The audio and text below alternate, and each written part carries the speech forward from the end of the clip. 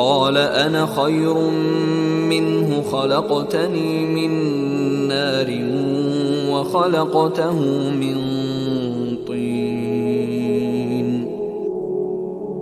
قال فاخرج منها فإنك رجيم وإن عليك لعنتي إلى يوم الدين قال رب فأنظرني إلى يوم يبعثون قال فإنك من المنظرين إلى يوم الوقت المعلوم قال فبعزتك لأغوينهم أجمعين إلا عبادك منهم المخلصين قال فالحق والحق أقول لأملأن جهنم منك وممن تبعك منهم أجمعين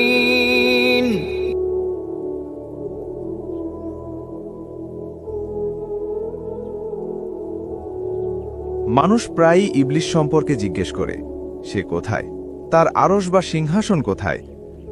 রাসূলুল্লাহ সাল্লাল্লাহু আলাইহি ওয়াসাল্লাম একটি সহিহ হাদিসে, সহিহ মুসলিম, হযরত জাবের থেকে বর্ণিত, বলেছেন যে ইবলিসের সিংহাসন পানির উপর, শয়তানের নেতা তার আরশ পানির উপর অবস্থিত। কোথা সেই পানি, কোন সাগরে? আল্লাহ তাআলাই ভালো জানেন। তবে কিছু ইঙ্গিত রয়েছে যা কিছু মানুষকে অনুমান করতে উৎসাহিত করেছে। আর একটি হাদিসেও সহিহ মুসলিমে বারজাখের কথা এসেছে। বারজাখ কি? বারজাখ হল এক ধরনের প্রতিবন্ধক বা বিভাজন, যেমন মিষ্টি পানি ও লবণাক্ত পানির মাঝখানে একটি সীমারেখা থাকে, যেখানে তারা একে অপরের সাথে মিশে যায় না। এটাকেই বারজাখ বলা হয়, একটি বিভাজন।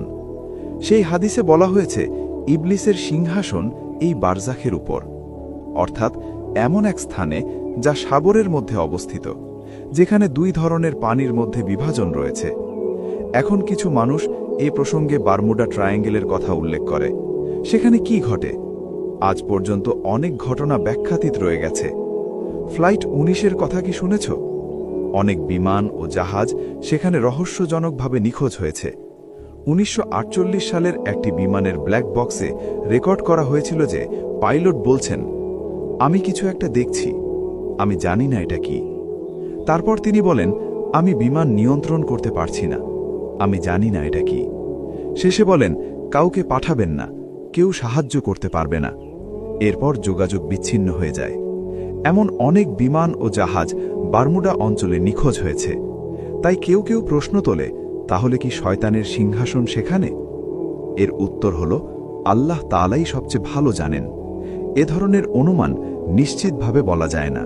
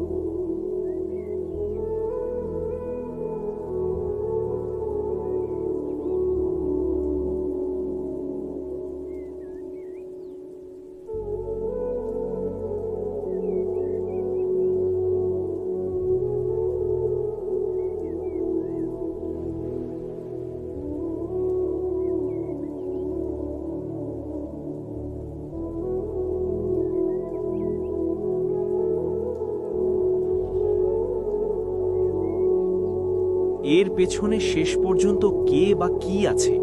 অন্তত আমরা যতদূর এই খরগোশের গর্তে নেমেছি সেখানে কি দেখা যায়? প্রথমেই বলি ওরা নয়, কারণ তারা আজ আছে কাল নেই। তারা এমন এক ব্যবস্থার পুতুল যা গতকাল ছিল, আজ আছে, কালও থাকবে।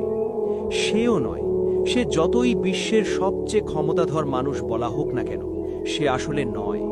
সেও আরেকটি পুতুল মাত্র। যেই সেই পদে থাকুক, একই কথা প্রযোজ্য।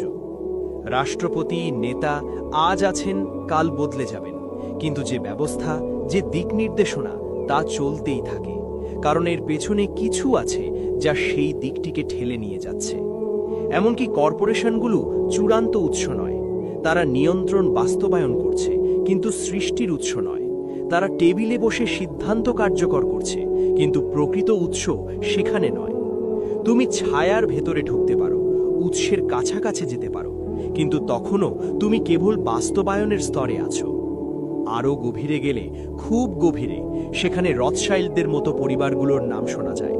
বলা হয়, তোমরা আমাদের দেখো না, কিন্তু আমরা তোমাদের জীবন নিয়ন্ত্রণ করি। কিন্তু দাবি করা হয় এরও ওপরে স্তর আছে, সেখান থেকেই সবকিছু আসছে। এই বাস্তবতা নাকি এক শক্তির দ্বারা দখল হয়ে গেছে, যাকে প্রাচীন কিছু মানুষ আর্কন বলতো।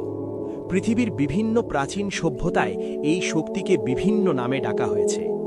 দূর প্রাচ্য ও মধ্য আমেরিকায় তাদের বলা হয়েছে সর্পদেবতা। জুলু জাতির কাছে তারা চিতাহুরি, সর্পের সন্তান। সুমের ও ব্যাবিলনে, বর্তমান ইরাকে, তাদের বলা হয়েছে আনুনাকি। উত্তর আমেরিকার হোপি জনগোষ্ঠীর কাছে তারা আমাদের সাপ ভাই। কোথাও তাদের বলা হয়েছে তারকা মানুষ। খ্রিস্টান ধর্মে তারা ডেমন বা শয়তান। গ্নস্টিকদের কাছে তারা আর্কন, আর ইসলামী ও প্রাক ইসলামী পরিভাষায় তাদের বলা হয় জিন। দাবি করা হয় তাদের আসল রূপ শক্তি বা শক্তি ধারার মতো, এক প্রকার শক্তি সত্তা।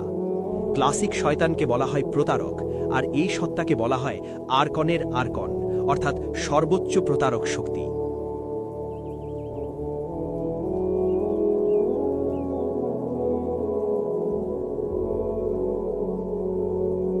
শয়তান তার শয়তানদের নিয়ে বসে থাকে, আর তারা তাকে তাদের কাজের রিপোর্ট দেয়। এক শয়তান এসে বলে, আমি এই লোকটাকে জিনা করিয়েছি। শয়তান শুধু শোনে। এটি বুখারী ও মুসলিমে বর্ণিত একটি সহি হাদিস। আরেকজন এসে বলে, আমি এই লোকটাকে চুরি করিয়েছি, আমি এই লোকটাকে এটা করিয়েছি, ওটা করিয়েছি, আমি ওই মহিলাকে এটা করিয়েছি, আমি ওই মহিলাকে তার হিজাব খুলতে বাধ্য করেছি। এভাবে তারা একের পর এক তাদের রিপোর্ট পেশ করতে থাকে। তারপর এক শয়তান একজন এসে বলবে, জিন, আজ আমি একজন স্বামী ও স্ত্রীর মধ্যে বিচ্ছেদ ঘটাতে পেরেছি। জানো তখন শয়তান কি বলবে? সে বলবে, তুই আমার আসল লোক। তারপর তাকে কাছে ডেকে এনে সম্মানিত করবে, এমনকি মুকুট পরিয়ে দেবে। এটা নিয়ে গভীরভাবে চিন্তা করো। গাঁজা খাওয়া হারাম, খুন করা হারাম, ব্যভিচার হারাম, তুমি যাই বলো না কেন সবই হারাম, কিন্তু তালাক হারাম নয়। তাহলে শয়তান তালাক নিয়ে এত উত্তেজিত হয় কেন? কেন সে এত উত্তেজিত হয়? কারণ তোমার শত্রু সবসময় কি করতে চায়? ভাগ করো আর শাসন করো। সে প্রথমে সমাজের সবচেয়ে ছোট এককটিকে ভেঙে দেয়। তোমার সমাজ কি দিয়ে গঠিত? এক একটি একক দিয়ে। একটি দেওয়াল কল্পনা করো, ইট দিয়ে তৈরি। পরিবার হলো সেই সমাজের প্রথম ইট। যখন প্রথম ইটটি ভেঙে যায়, তখন পুরো দেওয়াল ভাঙা সহজ হয়। পরিবার ভেঙে গেলে সমাজ ভাঙা সহজ হয়, জামাত ভাঙা সহজ হয়। শয়তানের পরিকল্পনা স্বল্পমেয়াদী নয়, তার দীর্ঘমেয়াদী পরিকল্পনা আছে।